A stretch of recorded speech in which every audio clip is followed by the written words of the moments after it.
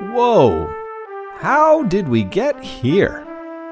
I mean, how's it going, ladies and gentlemen? I don't remember falling asleep here. No, last I remember, I was the head of a great empire, caught in mortal conflict with a giant baboon. And now I'm somewhere very different. And I feel different. The need to dominate and control an empire is gone from me in this dimension. Actually, I'm a lot like this little guy here. Fresh eyes and a new world. A new world because, I'm sorry to say, I'm new to Minecraft. But I'm here to learn and have fun.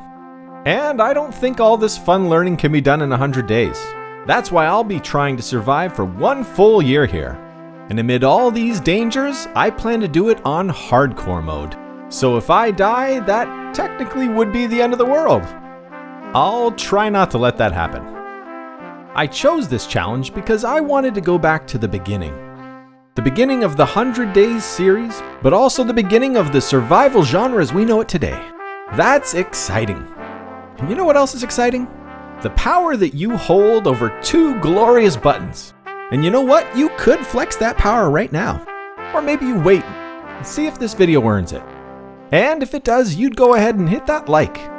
And the subscribe. Oh, and you know what? Hit that little bell thing too. I'd also like to thank everyone who enjoyed my first video and left all those lovely comments. And thanks for being patient with me while I worked on this one too. Now let's go find some villagers. I hear they're never difficult to get along with.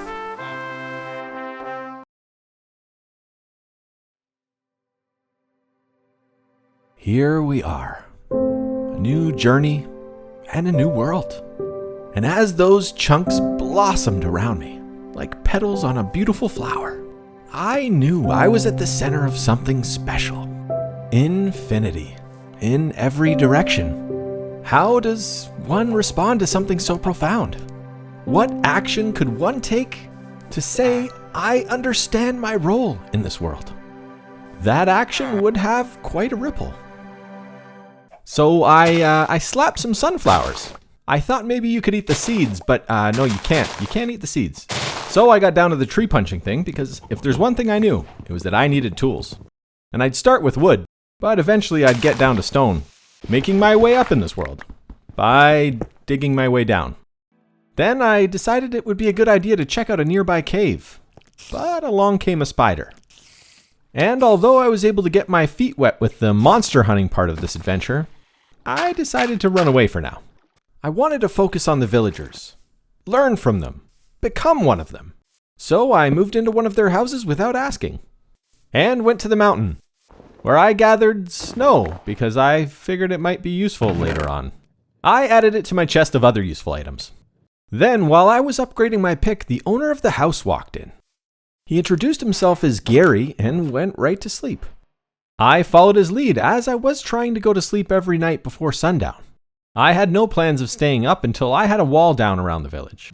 Seems to be the only thing these villagers didn't know how to build. A too-high wall in a world full of zombies. And speaking of zombies, although I was told to build a shield first, this one seemed to be able to bypass it. And I'm just lucky the next one started fighting a skeleton. So I was able to run away. I ate some mutton chops to heal up, and that was probably the luckiest thing I did all week. Because as I tried to escape this cave, I met a baby, and he dodged my mutton slap, which just so happens to be one of my signature moves. Then this baby proceeded to almost beat me to death.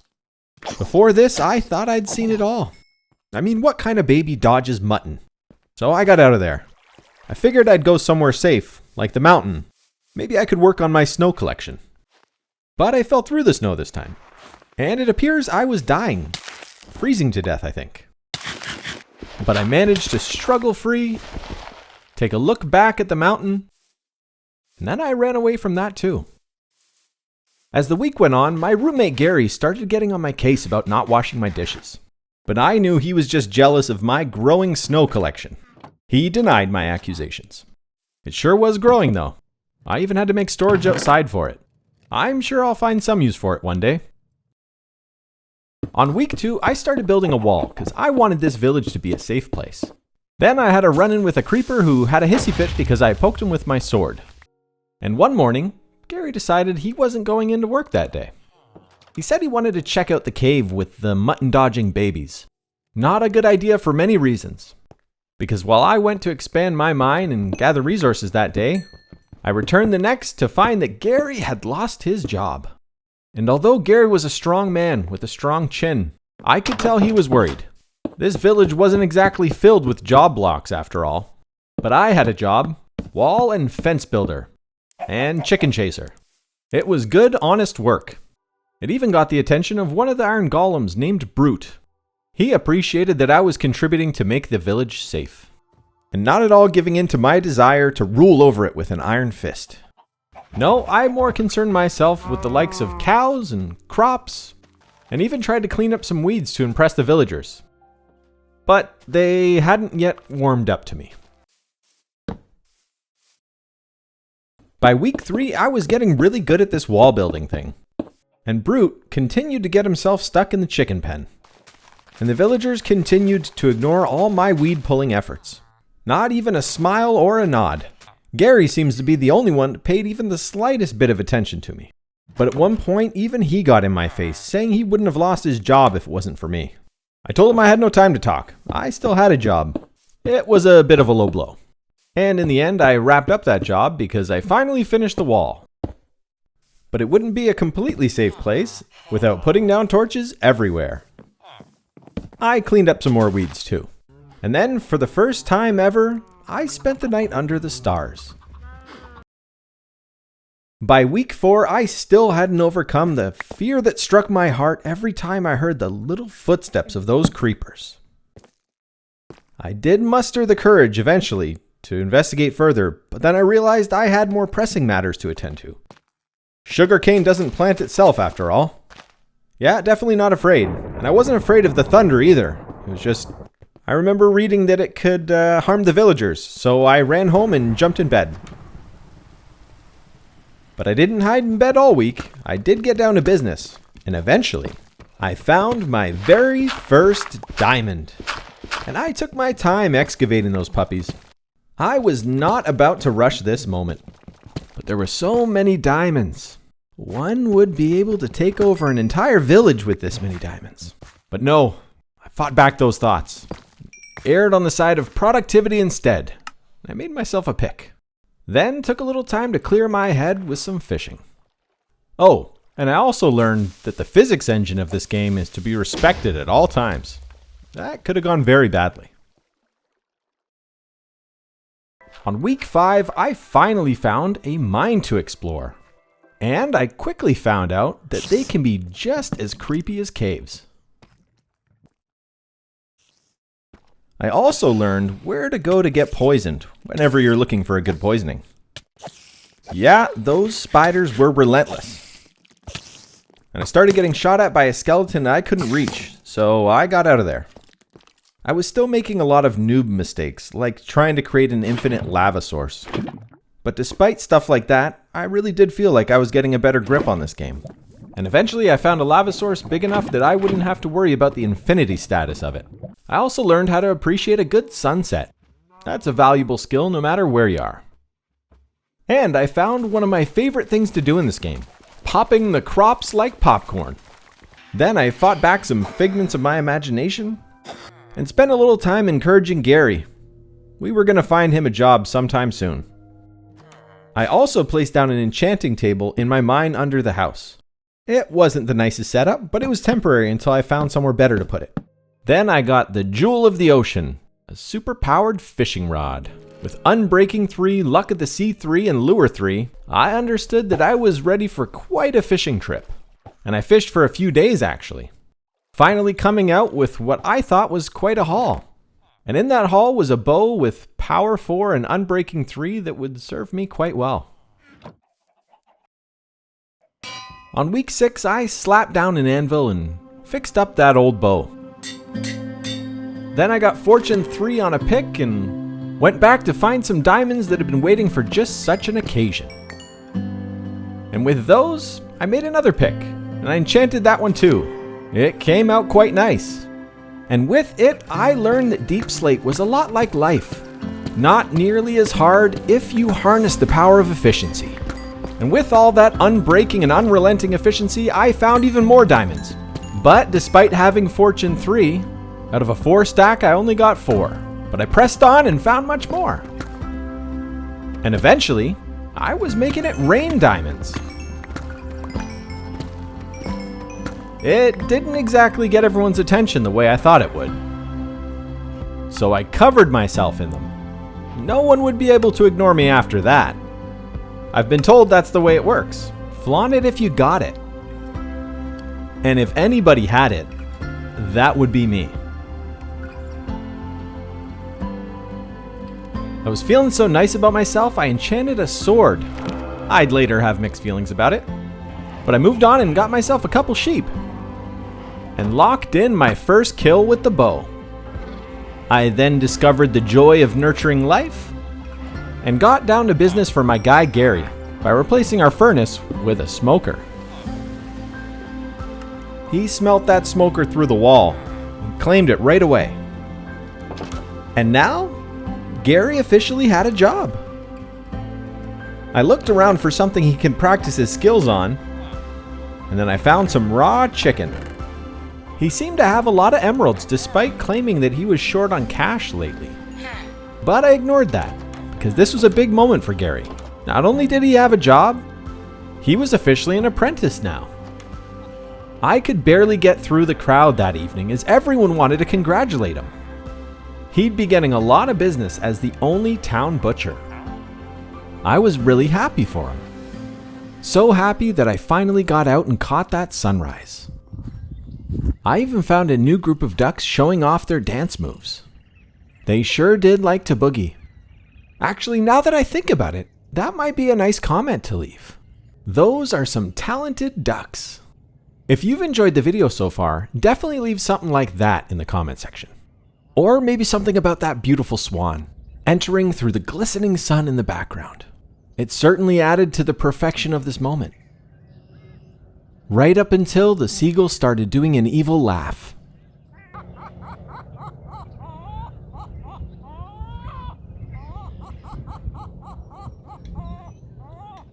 So then I got the heck out of there. On week 7, I caught a villager appreciating my chicken pen. But when he spotted me, he ran away. Then I felt like there would be no better time than right now to use my first name tag. With all the progress Gary was showing, he'd earned it. He was still acting a little strange, but you could tell he was proud to wear it. And he was proud to be a butcher. Then I took some time to look out over the water and think about how important it is for anyone to feel pride in whatever job block it is that they choose. But the village doesn't terraform itself, so I got back to that. And witnessed that Brute was so powerful he could attack through walls. I sheared some sheep for their wool, and then Gary said he needed more room around the smoker to practice his craft, so I cleared it for him. Then I made some more beds to start growing this village, and planted some more saplings to secure the future of my wood supplies. And I also got one of those shovels that turns dirt into popcorn. And I started week 8 by making that popcorn. Then I spent some time looking for a good location where I would build my very first house. And I chose right next to the center of the village. And when I started the foundation, I noticed this little guy watching. And I hoped he'd see me in my true light. A hard worker and a good contributor. After all, this house was as much for me as it was for the village. And for my first house ever, I think I made it look pretty nice. I also spent some time that week on the open ocean, where I found a ship full of treasure, rotten potatoes and all. I began week 9 by forcing a horse to be my best friend forever. I called him Patches. Then one night I noticed a horde of zombies gathering outside the wall. And I dispatched them by slashing them over the impenetrable fortress known as a gate. Then, at one point, I tried to be playful with Brute. But he was a no-nonsense golem. He was not having it. I was also trying to get fancy oak trees in the center of town, but they always seemed to come out as the little stubby ones. Then I tried to join the villagers again for one of their town meetings, and despite being covered in diamonds, they still just stared at me awkwardly. Could it be that I didn't understand them, or they didn't understand me? Sometimes I'd catch myself in thoughts of wanting to get away from these villagers, ruling over them from atop that powerful looking mountain. But I distracted myself from those thoughts by learning how to become a guide to the trees. I came across a trick where if you build a brace like this around a sapling, it encourages it to become the best version of itself that it can be. Naturally, this comes with some moral implications, but man, these oaks were going to be fancy. And speaking of fancy, this village was about to get its very first librarian. We would need whoever took this role to be full of words of wisdom. I asked Giovanni with the bushy unibrow to honor us by taking this duty, but Giovanni was a saucy one, and he refused my offer.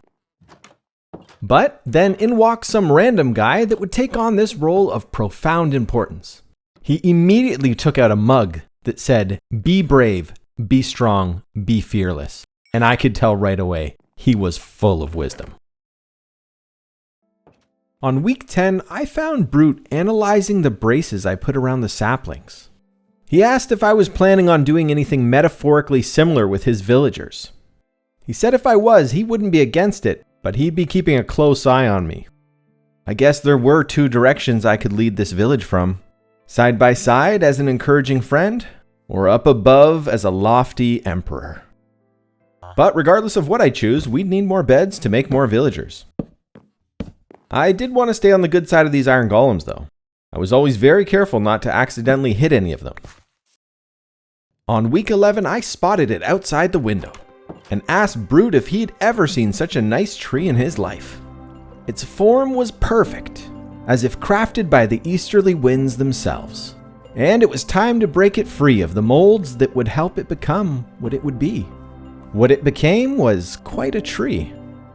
And next up would be Gary. We wanted him to grow too. So I bought a bunch of his supplies, and he went home with a surprise. Some level up swirls to express what he felt behind those proud green eyes. Then I took in a beautiful view before cutting down some spruce, and didn't forget about getting into that mine for a day or two. But it got time to get back to that progress with Gary. And he focused all his energies into self-improvement, went from journeyman to expert, and eventually expert to master, where he would redefine the whole world of butchering. I taught him everything he knows when it comes to mutton though. Then we made amends on him losing his first job, and I told him my next building project would be to make him a shop. So I scouted the location, and wouldn't you know, the next fancy oak came in to join us too. This village really was turning into something special. Gary said he's never been happier in his whole life. And I excitedly got to wasting full blocks of acacia trees on his shop floors. I had no idea what I was doing, but I was doing something, and it was turning into something. A couple villagers even broke their silence to ask what this would be. I told them, you just wait and see. And then Brute came in, and he told me after all the progress he saw that I was making, he might have been wrong about me. He did say the building looked like an ugly fast food restaurant though. But Gary seemed excited. I even sold him extra supplies to boost his inventory before opening. Tomorrow would be a truly special day for him and the whole village. Or so I thought. Have you ever tried to do something nice for someone, but end up ruining everything? I just wanted to move his smoker into his shop. And it feels like it happened so fast. I didn't realize that as I broke that block, I broke Gary. I was still naive and excited at the time, so I made sure the lighting was just right. And as the sun came up that morning, I placed windows down as a finishing touch, just to have it all shatter around me as this villager claimed Gary's smoker and stole his job. I was so flustered, I still didn't understand what had just happened. Who was this? And where was Gary? Gary was wandering aimlessly, and with no job block, he would never replenish his supplies ever again. He was a useless butcher. I went back and confronted the thief, I told him I'd never do business with him and he'd forever be a novice, and that I'd never learn his name and he'd forever be, to me, not Gary. And in that moment of anger, I knew I needed some wisdom and guidance, and I figured I'd get some if I leveled up the librarian a bit. But when I did, he told me, "The greatest adventure is what lies ahead." It sounded like he read that off of one of his mugs. So I tried again, and this time, after leveling him, he said, "Going back to a simpler life is not a step backward." And I knew for certain he was reading off his mugs. So I figured, let's take him all the way. And finally, as a master in his class, he bestowed upon me the wisdom that every moment is a fresh beginning. Yeah. By week 12, I'd had enough of this coffee mug wisdom. It was time to go to the streets, the Nether. And because I was very street savvy, or I'd watched a YouTube tutorial, I knew I had to cover my portal in stone right away. I also knew that gold was very special here. I'd heard you could trade it with the locals, so long as you were street smart about it. And I just happened to be a gushing fountain of street smarts. So much so that when I saw this pig man with the shiny pants coming my way, I knew I wanted to do business with him. Because if there's one thing I know about business, it's that the shinier the pants, the more trustworthy the man. So I hailed him down with a friendly good afternoon so that he knew I was a nice guy. Then I told him, "I'll take 3 nuggets worth of your finest goods, please." But he picked up the gold nuggets and walked away. I figured he must not have seen that I was the one that threw those down. So I tried to explain to him that they were mine, and if he'd just kindly give them back, I had plenty more where that came from to do more business with him. Turns out that might not have been the best thing to say, because he did not give them back. And he started following me, actually. He kept threatening me, telling me to give up the nuggies. Eventually, he had me cornered, and I had no choice. I was robbed by a pigman in shiny pants as my first experience in the Nether. And into week 13, I continued exploring the Nether. And eventually, I found this bastion remnant. I understood there was gold and treasure in here, so naturally I investigated. But as I pressed forward, I saw a bunch of those pigman brutes. And I'd heard they were some bad beans with some serious attack power. So I was nervous. So nervous that I figured it wasn't worth it, and I decided to leave. But then I saw old shiny pants, and I was torn. I didn't want to get mugged again, so I tried my luck with these brutes. And lava appears to be the way to do it. Then I gathered some gold, and despite losing my nuggies earlier, I left the Nether in a net positive situation.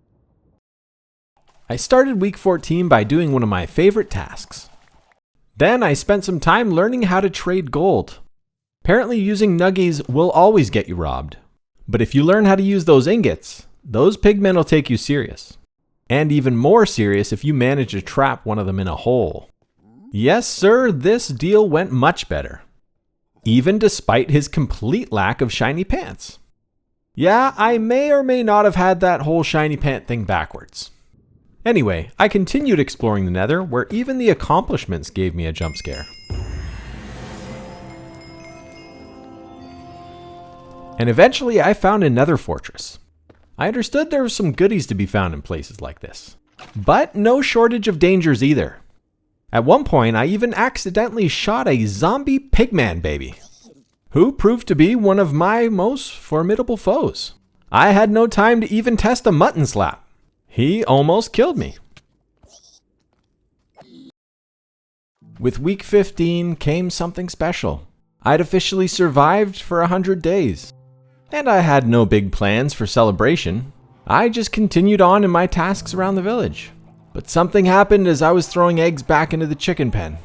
It was an accident, but I threw one at Brute, and that gentle giant's disposition quickly shifted.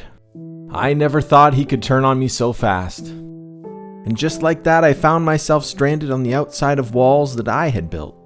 And I looked back and saw anger in his glowing red eyes. And at that moment, I knew, no matter how much I tried to become a part of it, I'd always be an outsider here. I realized that I'd never be safe on either side of that wall. And with that thought, reality set in. I wasn't safe right now. Nighttime was coming and I had no bed. And I had no idea how long Brute would stay aggressive. So I gathered wood and started looking for some sheep. And I tried to stay focused on that task to avoid the nagging question in the back of my head. Why should I try to make the village great if it's so easy for them to cast me away from it? But hey, look at that, I found 2 sheep. Just couldn't find that third though. I was feeling hopeless. But then I remembered there was a bed in my fishing hut just down the coast. And I went to bed with the simple hope that I'd be able to enter that village in the morning. I figured there must be a cooldown on the aggro of the iron golems. But even if I could go back, would I ever truly be back? Brute had cooled down, but said he stood by his actions yesterday as being part of his nature. He also said there was something he'd like to explain to me one day about the villagers. But could I really ever trust him again? On week 16, I dealt with my newly acquired trust issues in the healthiest way I could think possible. I dug a new mine and went in search of wealth and luxury goods, because I knew the pain and loneliness inside would surely subside if I could get my hands on a few more diamonds. And with all this new wealth, I'd need a storage building, and I'd put it in the middle of town so everyone could see all my stuff.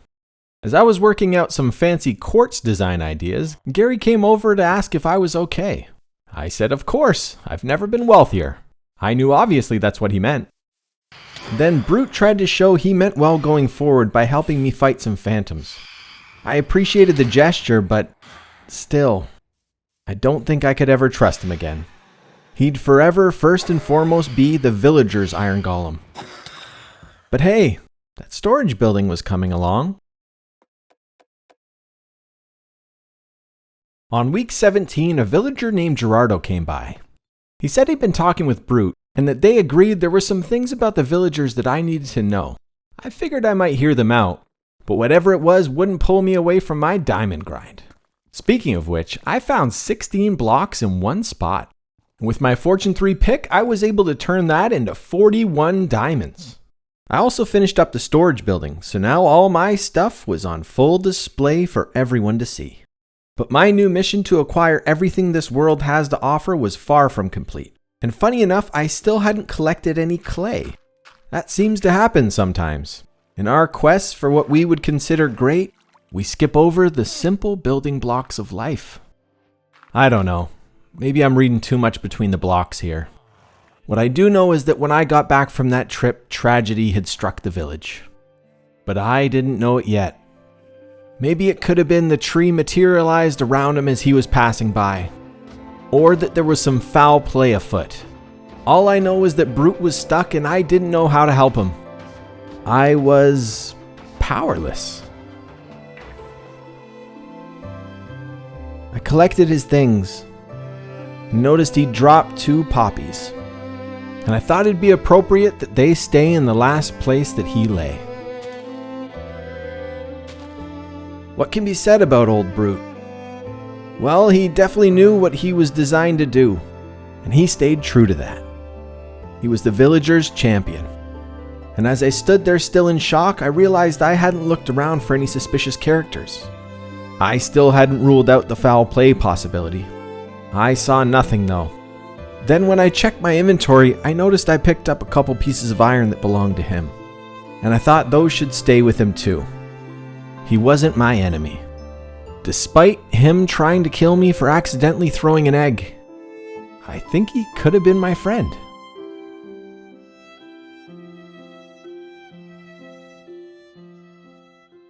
I started week 18 with an innocent hike up the mountain.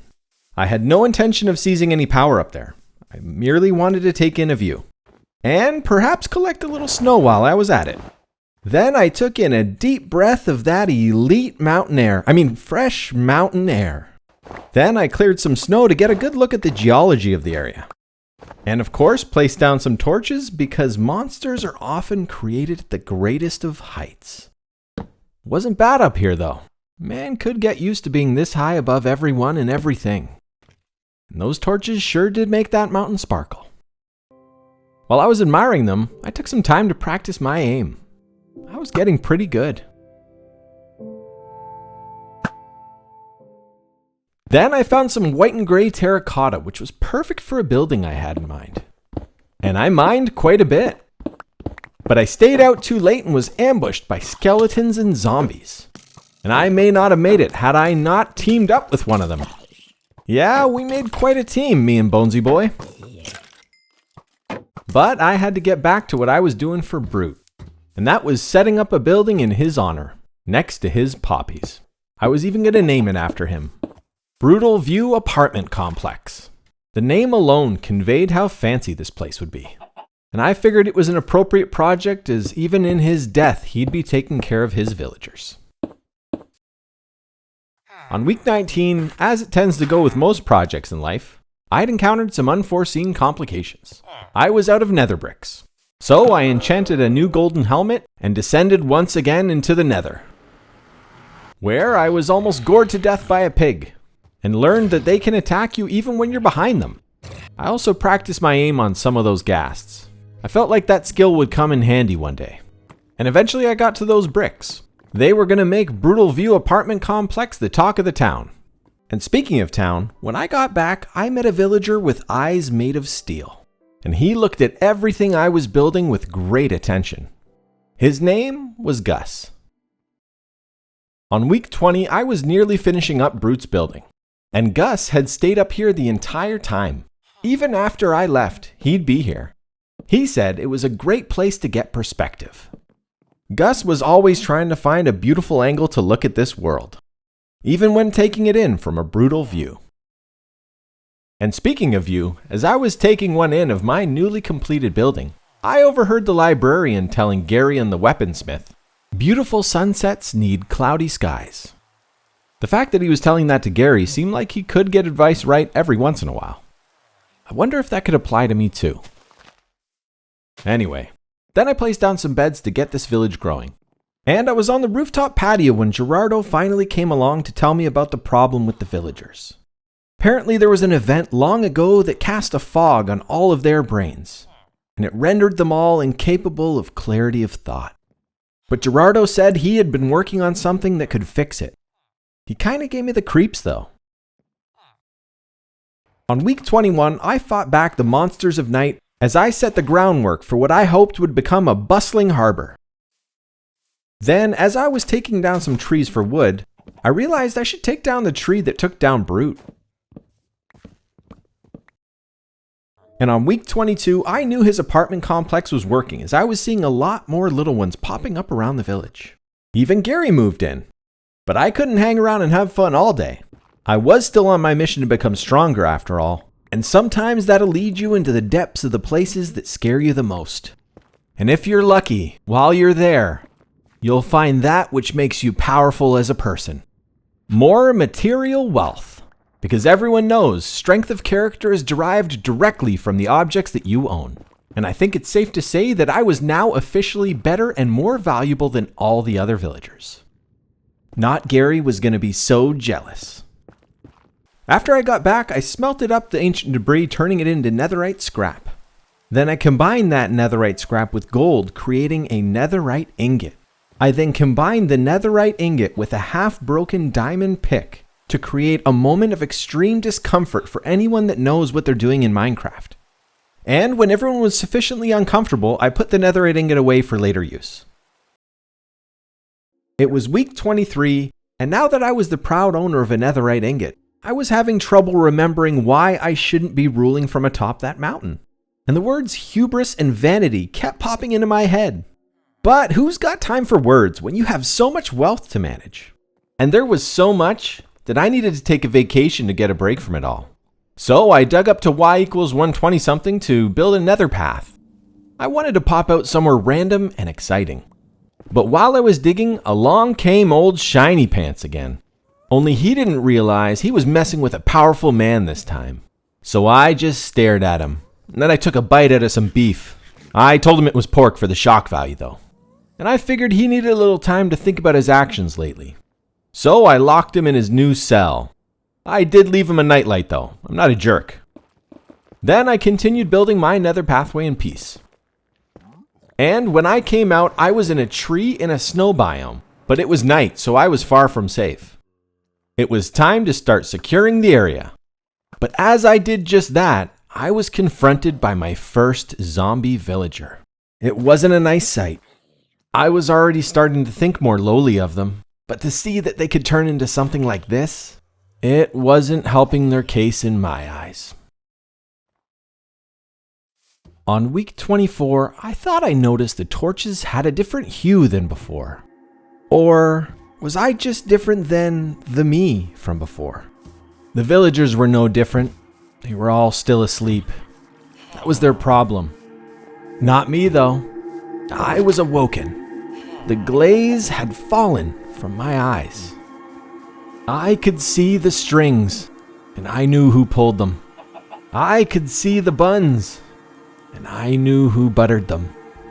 And there, under the stars as they spun like a disc in a jukebox, I saw that in my hand was power.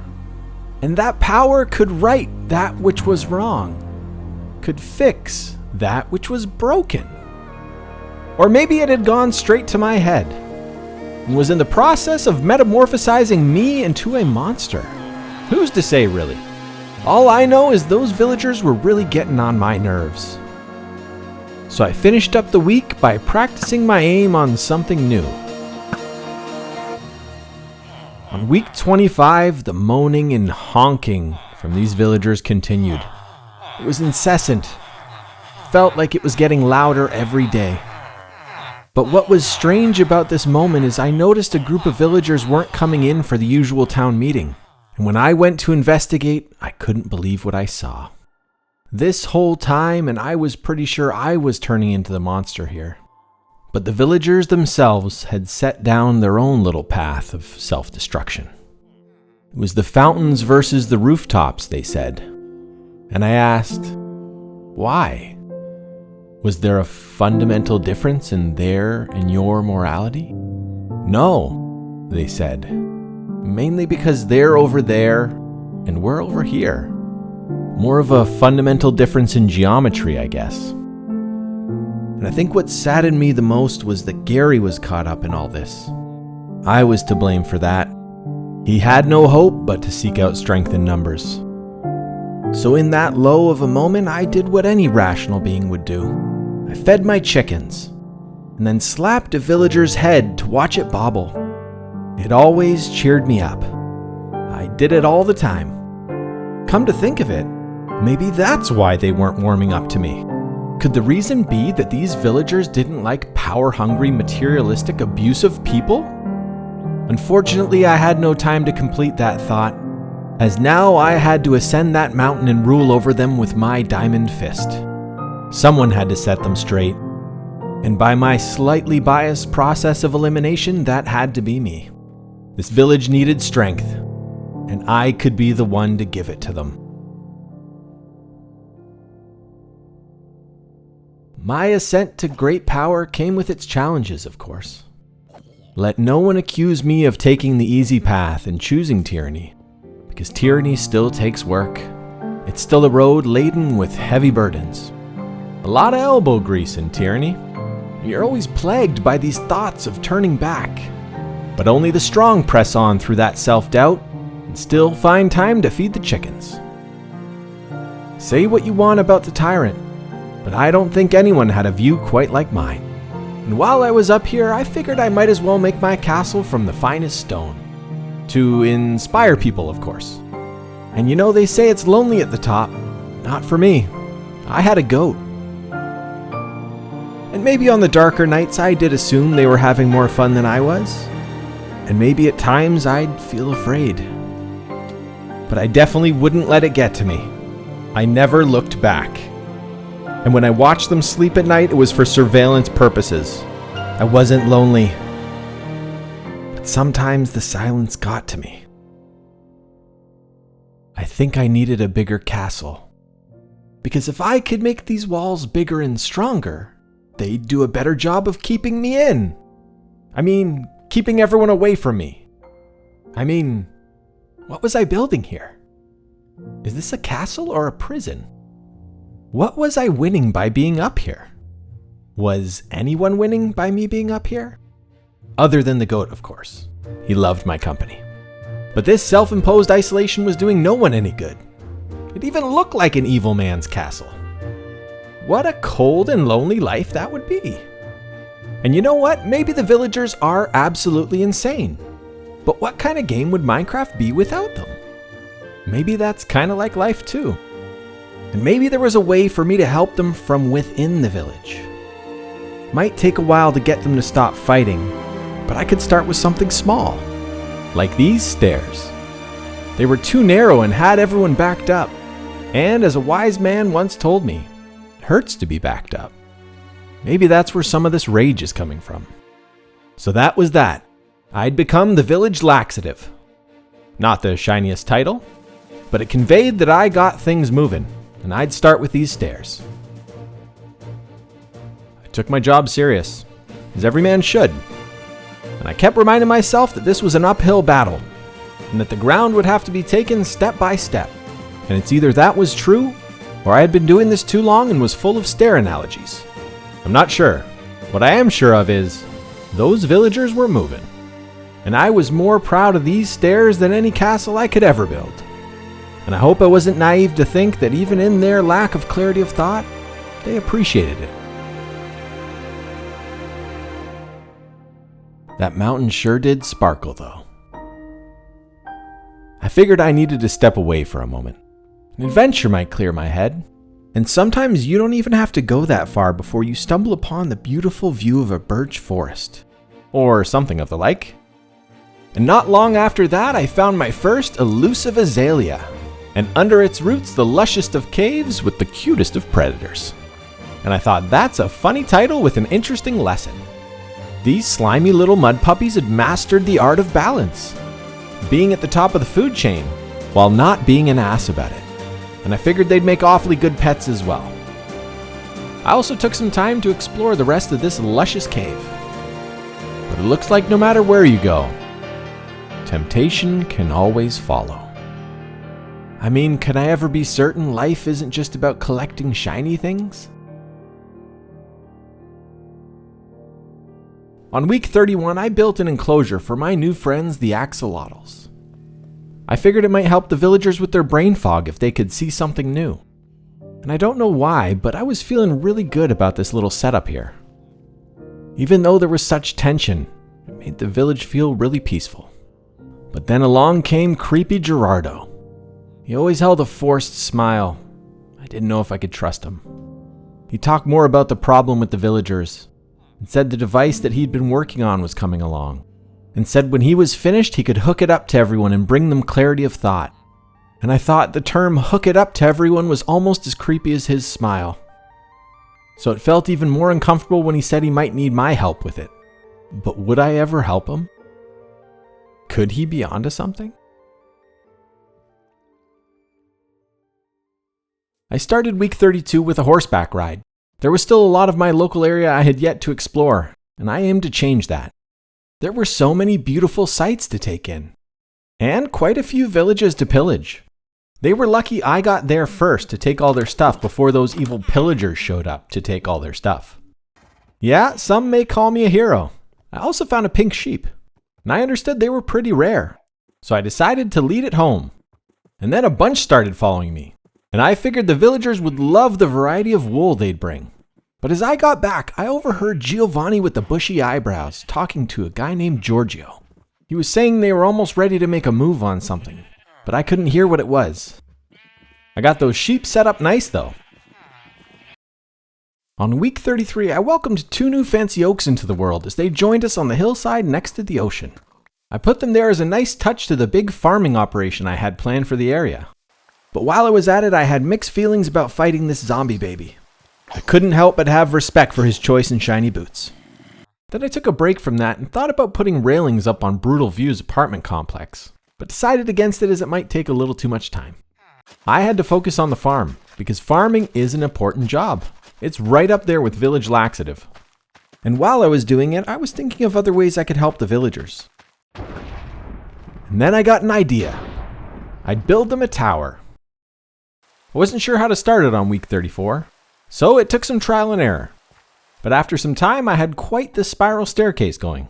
and at one point I spotted a skeleton with a glowing bow, and thought that's some direct competition right there. It was time to do some more practice on my aim. So I hit him with a couple shots and got the sniper duel challenge completed, and I was feeling pretty proud about that. And I was also feeling pretty proud of how this tower was turning out.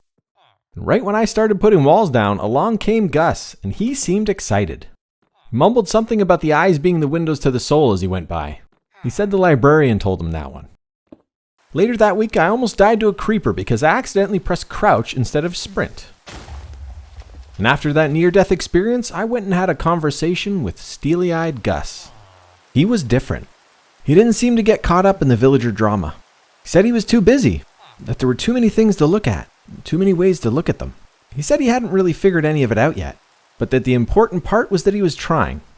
And if that wasn't the clearest thought I'd heard out of these villagers, I don't know what is. On week 35, the amount of work it takes to build a sizable tower as a noob in Minecraft was starting to set in. It was quite a bit of work. But every time I wanted to quit, I looked to steely-eyed Gus. He was a living, breathing inspiration machine. He knew what his job was and he took it serious. With every new step that was built, he'd be there to take in the new perspective. And even when that brought forth terrors that emerged from its darkness, he would stare back at them, unafraid. And while I was thinking maybe these villagers could learn a thing or two from Gus, Gary and Gerardo approached me. Apparently Gerardo had been telling Gary about this immortal slime block philosophy, and that if the villagers gave themselves to Gerardo, they would think clearly and live forever inside a slime block. It sounded like a power grab, so of course it had my attention. I mean, not all power is bad. What if this could do some real good?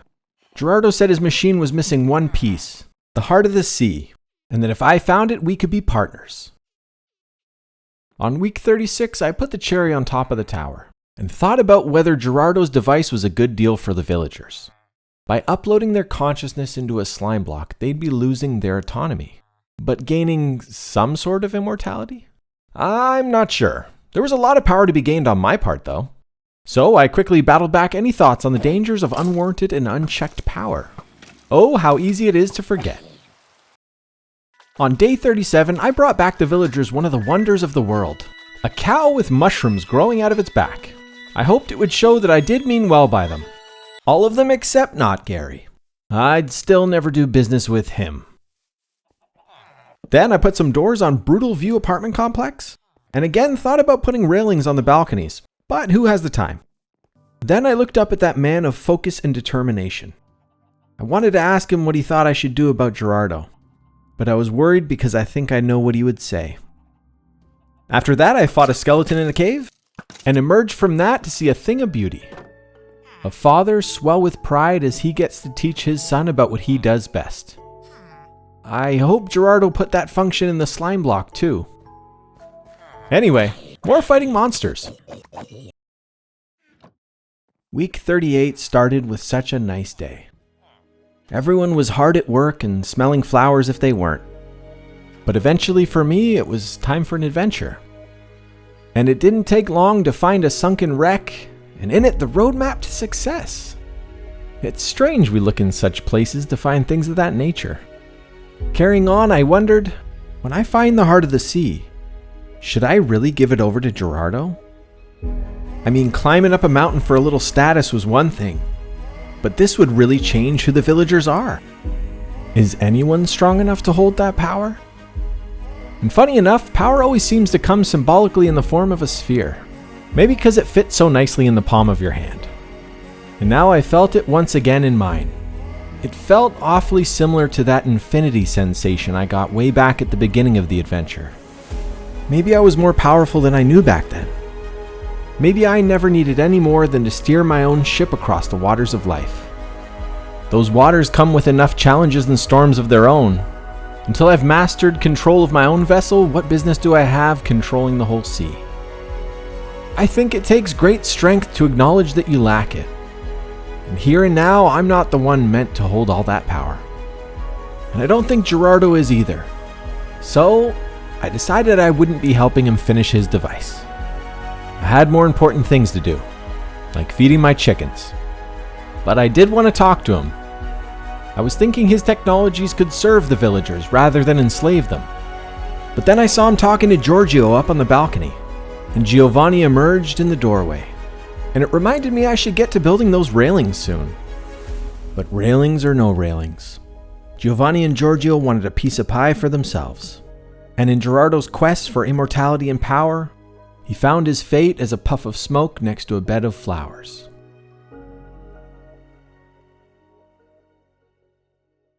Gary's looking good though. I started off week 39 feeling super happy.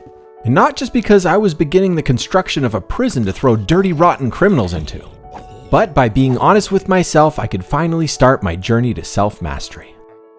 And it turns out, I wasn't the only one embarking. That rascal Gus. I knew he was an inspiration machine, but this was impressive. By just seeing his perseverance and dedication, a whole group of villagers put aside their quarrels to rise up, look out, and share with each other the beauty they saw in life. It had me so inspired, I nearly did business with not Gary, but not that inspired. I never said I'd overcome my pettiness yet. Maybe one day. For now, I was just riding high on the feelings of hope that I had for this village. I had hope because, although they won't always see eye to eye, they don't have to.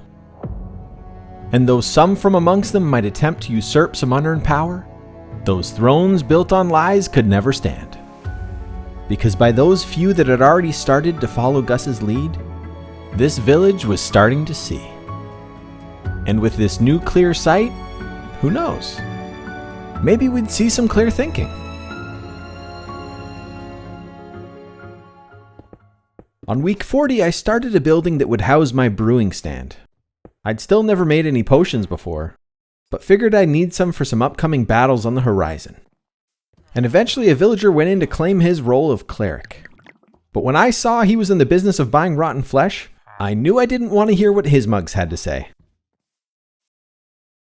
I started week 41 by building tracks to my newly finished mountain prison town.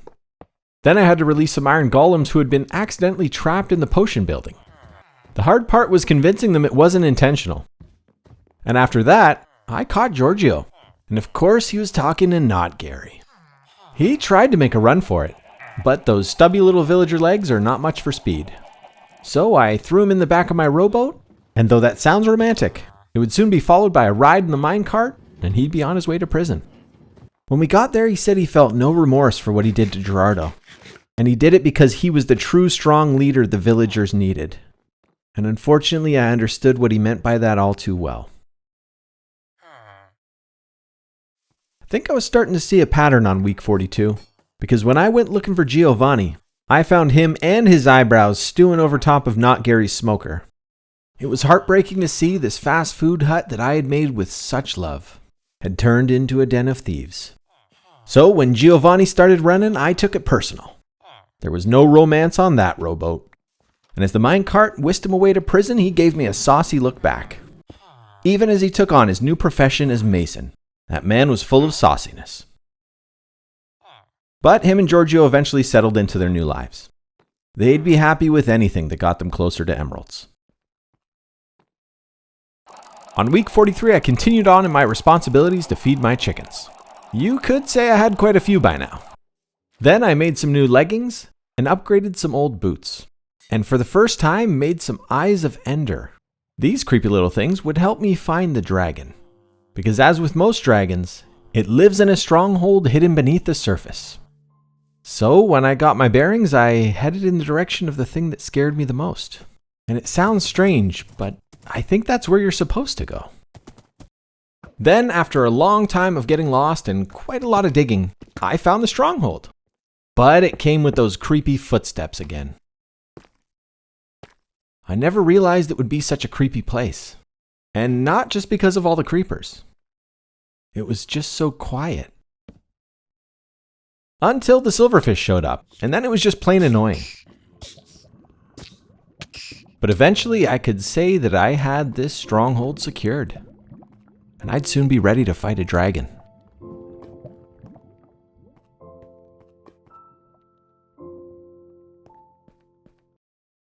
On week 44, I made my way back to the village. I did want to fight the dragon, but I wasn't ready yet.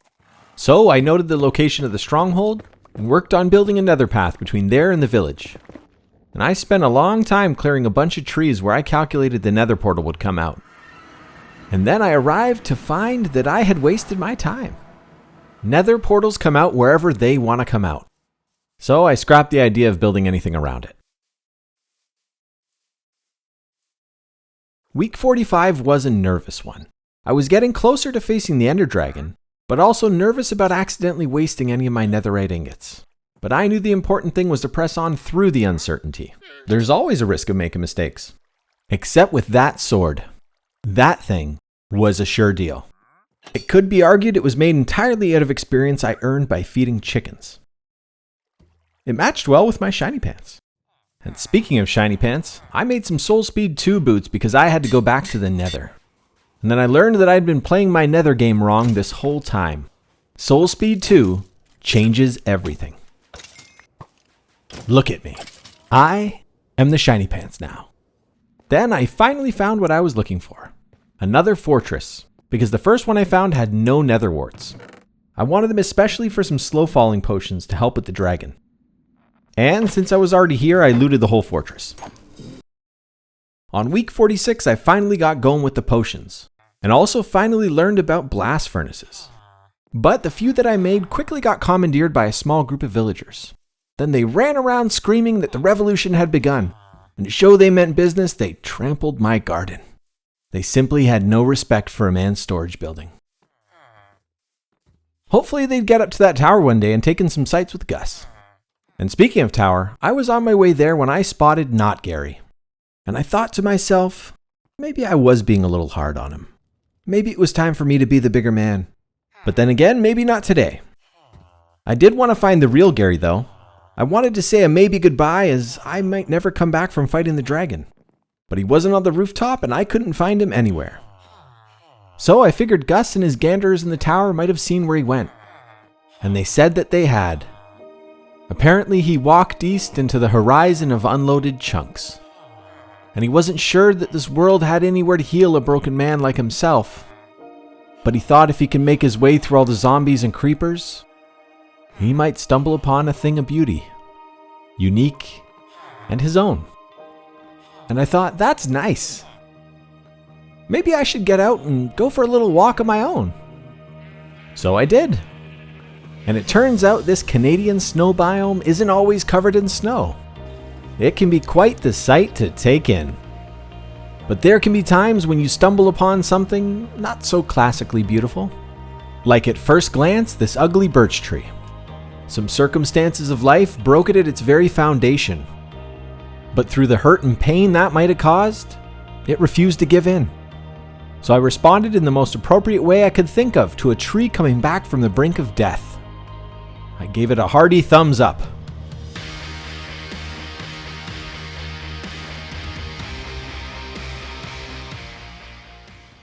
On week 47, I fed my axolotls, and then walked down a dark path as I was on my way to face the dragon. And, as with every time I'm about to face my worst fears, I play a little jingle.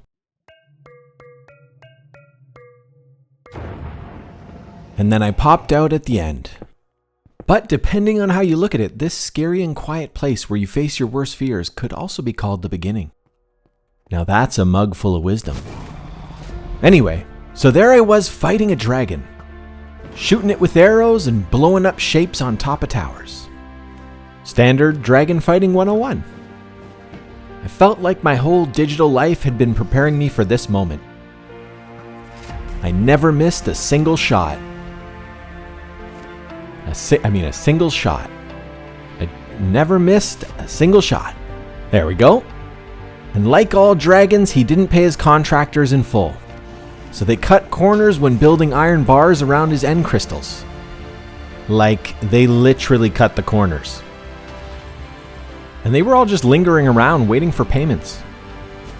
And it was actually kind of tough because while trying to deal with him, I had to not look at them. I think they were insecure about something. A couple of them even ran up on me and accused me of being the one that left them a bad Google review. They had some hot tempers for such a well-mannered bunch. But I dismissed them as I had to get back to this dragon. It represented a lot. Everything within myself that I wanted to overcome. The perfect symbol of greed run amok. Definitely what these guys thought. It was my greatest challenge up to this point. And really, I think this dragon perfectly represented my fear. Because although I may sound as cool as a cucumber right now, this whole fight, my heart was pounding inside my chest. I'd anticipated this fight for almost a whole year. And as is often the case, with all that time spent inside my head with the things I feared, I psyched myself out. Because although the dragons we face can be dangerous and scary, the ones in our imagination are often worst of all. All of that netherite gear had me well overprepared for this fight. This dragon didn't stand a chance. Barely scratched me. But I guess it wasn't over yet. The dragon's not technically slain until it's slain. And although I don't have much respect for a hit from behind, I did what I had to do to finish the fight. Then me and the contractors here figured out why this dragon hadn't paid them. This dragon, unlike most dragons, had no gold. And then I realized the well thought out game design. My reward for defeating the dragon is exactly what it should be. Not gold or some dopey sword. Because it's the experience that makes your character stronger. Maybe I should write that one down for the librarian. I think he'd love it. And speaking of the librarian, I think him and all the rest of the villagers will be really excited to hear about this dragon that I've slain. I was thinking they might even have a parade waiting for me. But when I got back, I awoke in the last bed I'd fallen asleep in. And then everyone else went to sleep. There was no parade, and no one cared to listen to my story. That can't be how it always goes when you've beaten a dragon. They're supposed to give me attention and praise. It's not fair that they just went about their day. But then I thought, maybe it's not fair of me to expect anything else.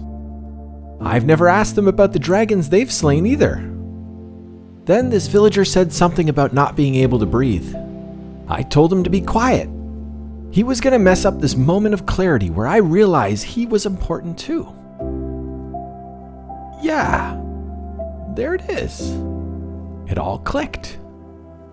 Everyone has to fight their dragons. Everyone has to fight some battles alone in the darkness too. And I don't need the parade.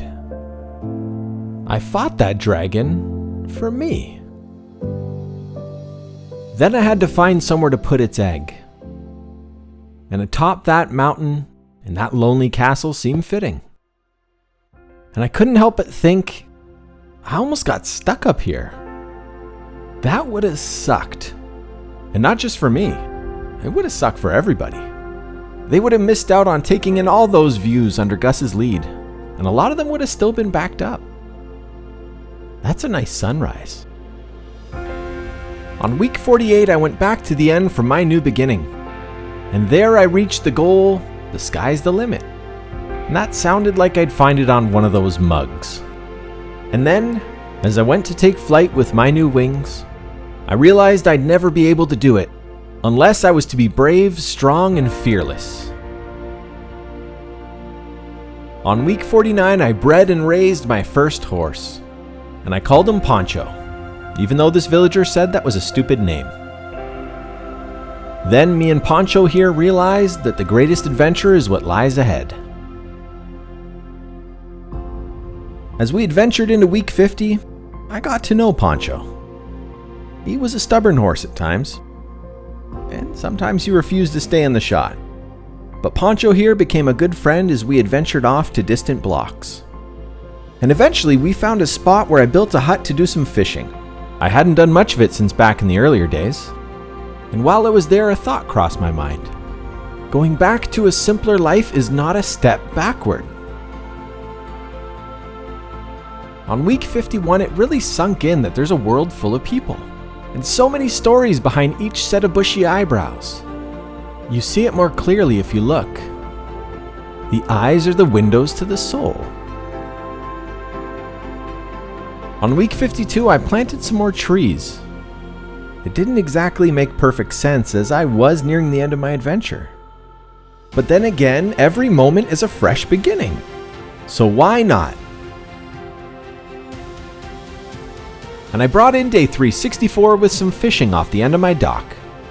And though it looks relaxing, leading up to this, I'd been quite busy. I made my first redstone build with a 2x2 piston door, and my first bubble elevator, going all the way down to bedrock. And there I'd find, even after becoming a dragon slayer, I still had more fears to face. And while I faced them embodied in that wither, I found myself finding it funny that I would ever find a personal application for that be brave, be strong, be fearless mug. But I guess it just depends where you are in life. Even the tackiest mugs apply to someone somewhere. But I do think some are absolutely for everyone. Like that beautiful sunsets need cloudy skies. I think anyone's buns can be buttered by that one.